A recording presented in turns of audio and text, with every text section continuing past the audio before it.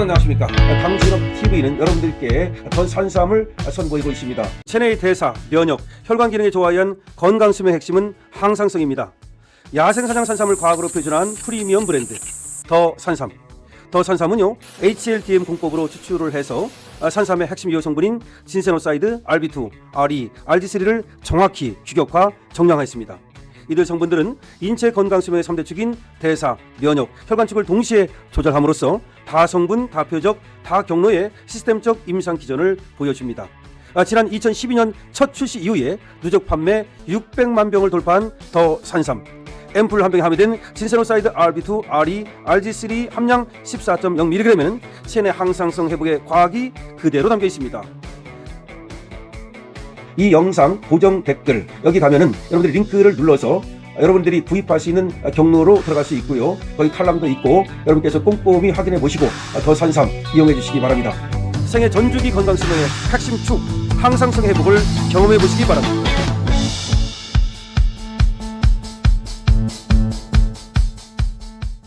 여러분 안녕하십니까. 강신업 변호사입니다.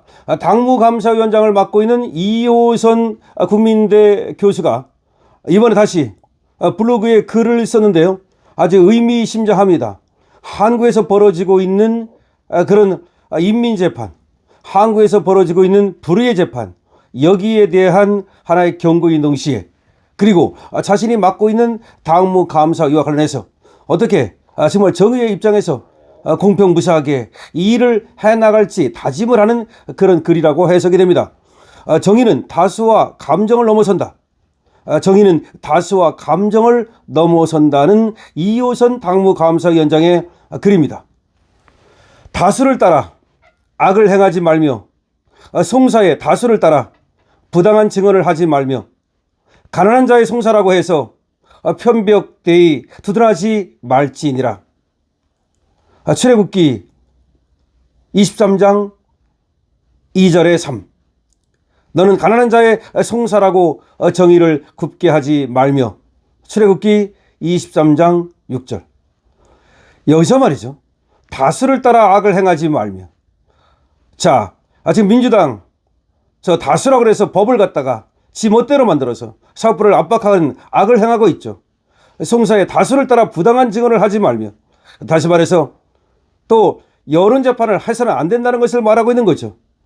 따라서 사법부도 명심해야 합니다. 가난한 자의 송사라고 해서 편백되이 두드러하지 말지니라. 이게 무슨 말이냐면 가난하다고 그리고 조금 불쌍하다고 무조건 그 사람을 갖다가 편들지 말라는 겁니다. 가난한 자를 도우라는 게 아니라 가난하다고 해서 그 사람이 좀 어렵다고 해서 무조건 그 사람 편을 들지 말라는 겁니다. 오로지 공의와 정의에 따라서 진실에 따라서 그렇게 송사를 해야 한다는 것입니다. 출애굽기 23장 2절에서 3절과 6절은 공정한 재판을 방해하는 몇 가지 강력한 유혹을 매우 정교하게 짚어준다. 여기 나오는 내용은 단순히 재판은 공정해야 한다는 당위적 권고를 넘어 인간이 정의를 왜곡하게 되는 심리적 함정을 잘 드러내 보여주고 있다. 그렇죠. 불쌍하다고 정의를 짓밟고 또 안 됐다고 진실을 감추고 그러면 안 된다는 겁니다. 무조건 오로지 재판은 공정해야 되는 것이지 그것이 또 심리적 함정에 빠져서 불의를 쫓아서는 안 된다는 것입니다. 먼저 성경은 다수를 따라 악을 행하지 말라고 말한다. 다수가 옳다는 생각은 인간 사회에서 가장 강력하면서도 가장 위험한 편견이다. 다수는 언제나 힘을 가진다. 그 힘은 물리적 의력일 수도 있고 사회적 불이익일 수도 있으며 불이익을 암시하는 무언의 압박일 수도 있다. 그 앞에서 인간은 스스로 판단하기를 포기하고 다수가 그렇게 말한다는 이유로 자기 결정을 위탁하려는 유혹에 빠진다. 이 유혹에 넘어가면 겉으로는 그 책임에 참여하는 것으로 보이지만 실제로는 책임을 회피하는 것이다.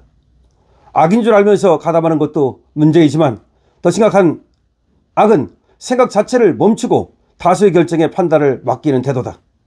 성경은 다수의 힘에 기대어 스스로를 합리화하는 행위를 명백히 금한다. 옳고 그름은 숫자가 아니라 그 자체로 판단되어야 하기 때문이다.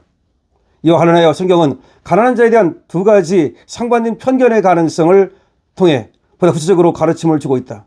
3절은 이렇게 명한다. 가난한 자라고 해서 편백되이 두둔하지 말라고. 부자와 가난한 자 사이에 분쟁이 생기면 우리 마음은 자연스럽게 가난한 자에게 기운다.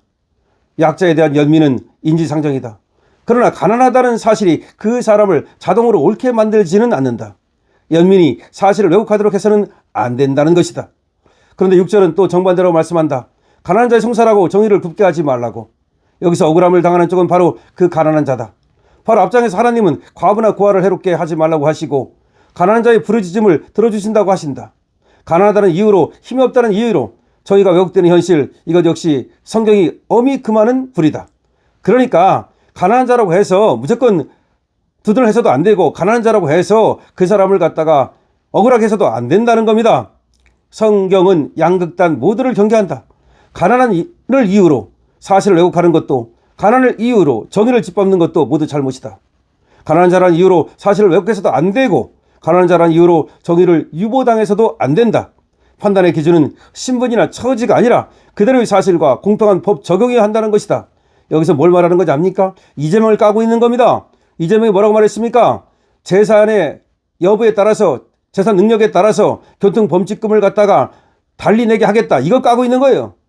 지금 정말로 이호선 당무감사위원장 대단합니다. 아니 세상에 말이죠. 교통범칙금을 갖다가 재산에 따라서 달리 내는 것이 어디 있습니까?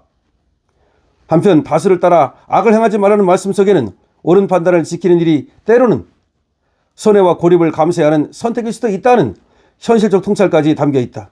성경은 저희가 언제나 편안한 길이라고 말하지 않는다. 오히려 정의는 종종 불이익을 동반한다.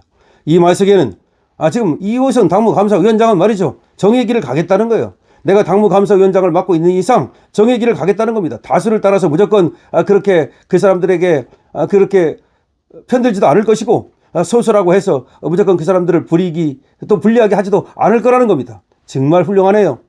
이걸 아시는 분께서 우리에게 명하신다. 그럼에도 불구하고 다수 휩쓸리지 말며 연민에는 눈이 멀지 말고 약자라는 이유로 함부로 그에게서 정의를 꺾지 말 것을. 정의는 숫자도 아니고 감정도 아니고 사회적 지위도 아닌 오직 사실 그 자체에 근거해야 한다. 세상의 모든 재판정에서 그리고 우리 삶의 크고 작은 판단의 순간들에서 이 원칙은 여전히 유효하다. 야, 우리 당무감사위원장 정말 훌륭합니다. 이렇게 얘기하고 있지 않습니까? 다수에 휩쓸리지 말며 연민에 눈이 멀지 말고 약자라는 이유로 함부로 그에게서 정의를 꺾지 말 것을. 정의는 숫자도 아니고 감정도 아니고 사회적 지위도 아닌 오직 사실 그 자체에 근거해야 한다. 세상의 모든 재판정에서 그리고 우리 삶의 크고 작은 판단의 순간들에서 이 원칙은 여전히 유효한 것이다. 자, 지금 이호선 당무감사위원장이 이 글을 통해서 하고자 하는 얘기는 첫 번째, 지금 민주당이 하고 있는 저 짓거리, 다시 말해서 일개 당이 말이죠. 법으로 사법을 갖다가 유린하는 이 사태를 꾸짖고 있는 겁니다. 또한 지금 이재명이 말이죠. 교통범칙금을 갖다가 재산 여부에 따라서 달리 내겠다는 그 정말 되지도 않는 그 황당한 얘기를 지금 꾸짖고 있는 겁니다. 경고하고 있는 겁니다. 뿐만 아니라 본인이 지금 당무감사위를 해나감에 있어서 아무리 또 언론이 조중동이 저쪽 편을 들고 아무리 또 떠들 어쩌고 한다 하더라도 그렇다고 해서 김정혁이를 갖다가 징계함에 있어서 또 한동훈이를 또 징계함에 있어서 불편부당하게 하지 않겠다는 겁니다. 오로지 법과 정의 원칙에 따라서 그리고 양심에 따라서 그리고 하나님의 말씀에 따라서 하겠다는 겁니다.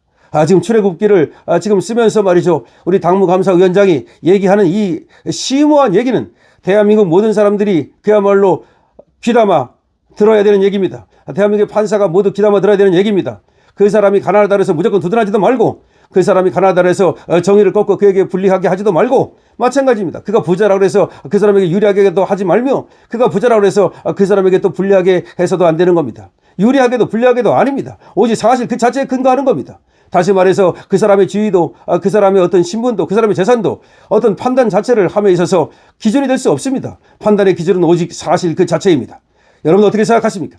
판단의 기준은 오직 사실 그 자체여야 합니다. 따라서 한동훈을 판단하는 것도 오직 그 사실에 기해서 판단해야 합니다. 그리고 강신업이는 오로지 사실에 기해서 판단한다는 점을 말씀드립니다. 그러니까 강신업은 그 누구에 대해서 편견을 가지고 말하는 것이 아니며 오직 사실 그 자체에 기해서 말하는 것입니다. 이것이 바로 팩트를 전하는 강신업의 지금 또 보도고 그리고 또 그에 대한 논평입니다. 여러분들께서 구독과 좋아요 많이 부탁드립니다. 강신업 TV입니다.